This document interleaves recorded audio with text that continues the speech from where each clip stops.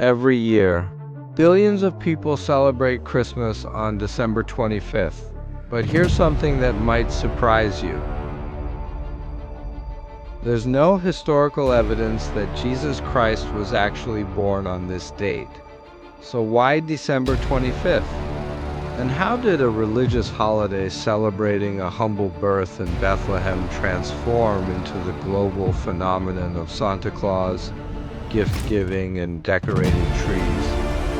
The true story of Christmas is far more fascinating than you might imagine.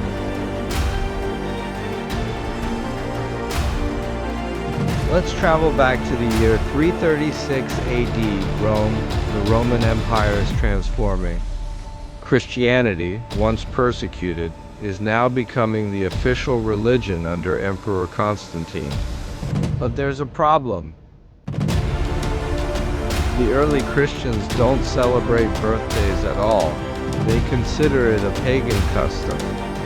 Instead, they focus on Easter, the resurrection. But all around them, Romans are celebrating something else in late December. Saturnalia. This wild, week-long festival honored Saturn, the god of agriculture.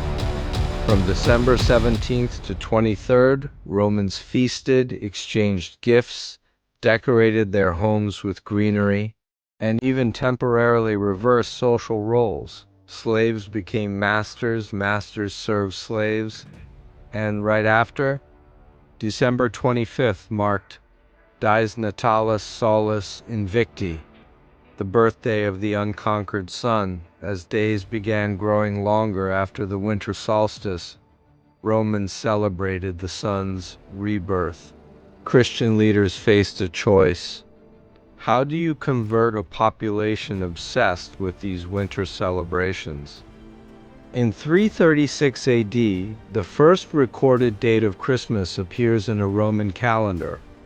Pope Julius I officially declares December 25th as the celebration of Christ's birth. But this wasn't based on historical evidence. It was strategic.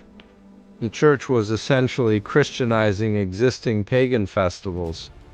By placing Christmas on December 25th, they could tell converts, you can still celebrate during this special time.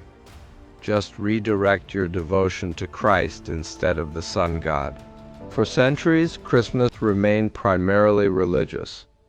Medieval celebrations centered on church services, nativity plays, and feasting, but it wasn't universal. In fact, many Christians still debated the appropriateness of celebrating Jesus' birthday at all. In 1644, England's Puritans actually banned Christmas. They considered it too pagan, too indulgent. For nearly 2 decades, celebrating Christmas in England was illegal. Anyone caught feasting or decorating could be fined or imprisoned. But here's where it gets interesting. As Christianity spread across Europe, each culture added their own traditions.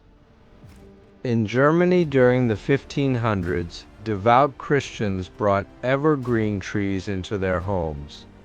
Martin Luther allegedly added candles to represent stars. The Christmas tree was born. In the Netherlands, children awaited Sinterklaas, Saint Nicholas, who brought gifts on December 6th. This 4th century, Turkish bishop who secretly gave gifts to the poor became the prototype for Santa Claus. The transformation accelerated in Victorian England. Charles Dickens published A Christmas Carol in 1843, emphasizing charity, family, and goodwill. Queen Victoria and Prince Albert popularized the German Christmas tree tradition. Suddenly, Christmas wasn't just religious, it was becoming a cultural celebration of family and generosity. In America, political cartoonist Thomas Nast created the modern image of Santa Claus between 1863 and 1886. Rosy cheeks, white beard, red suit, North Pole workshop, these weren't ancient traditions. They were invented in the pages of Harper's Weekly magazine. And in 1931, Coca-Cola's advertising campaigns cemented the red and white Santa image worldwide. A religious holiday celebrating a humble birth had become a commercial juggernaut. By the early 1900s, Christmas had become unrecognizable from its origins. Department stores created elaborate window displays. Gift giving became expected, not just charitable. Christmas cards, invented in 1843 in London, were sending millions of messages worldwide. Even war couldn't stop Christmas. In 1914, during World War I, British and German soldiers declared an unofficial Christmas truce. They emerged from trenches, exchanged gifts, sang carols together, and even played football in no man's land. For one brief moment, the peace on earth message overcame the brutality of war. Each country added its unique flavor. Italians celebrated with La Befana, a gift-giving witch. Scandinavians had the Yule goat. Mexico created Las Posadas processions. The Philippines holds the world's longest Christmas season, starting in September. Today, Christmas is celebrated by over 2 billion Christians and countless non-Christians worldwide. It's become a secular cultural event as much as a religious one. Countries with tiny Christian populations, like Japan, celebrate Christmas with romantic dinners and KFC chicken, creating entirely new traditions. Economically, Christmas drives entire industries. Retailers make 20 to 40% of their annual sales during the Christmas season. The global Christmas decoration market alone is worth over $20 billion. But here's the paradox. A holiday celebrating simplicity, humility, and a baby born in a manger has become the most commercialized event in human history. The tension between sacred and secular continues to define Christmas. Historians and archaeologists have studied the evidence extensively. Most scholars now believe Jesus was likely born in spring or fall, not winter. Shepherds wouldn't have been watching flocks outdoors in December. The census mentioned in the Bible probably occurred during warmer months. So, December 25th? It's not the actual birthday. It's the date humans chose to celebrate it. A date carefully selected 300 years after Jesus lived, to align with existing cultural celebrations and help spread Christianity.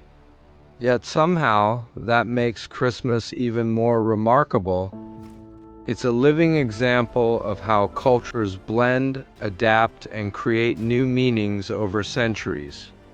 A Syrian Jewish preacher born under Roman occupation became the center of a holiday that absorbed Roman, Germanic, Dutch, English, and American traditions into something entirely new. So this December 25th, as you celebrate however you choose, whether religiously, culturally, or simply as a day with loved ones, remember, you're participating in 2,000 years of human history, cultural exchange, and evolution. Christmas isn't just one story. It's thousands of stories blended across continents and centuries into the world's most celebrated holiday. The historical event of Christmas, it's still happening. Every year we add new traditions, new meanings, new chapters to this ongoing story.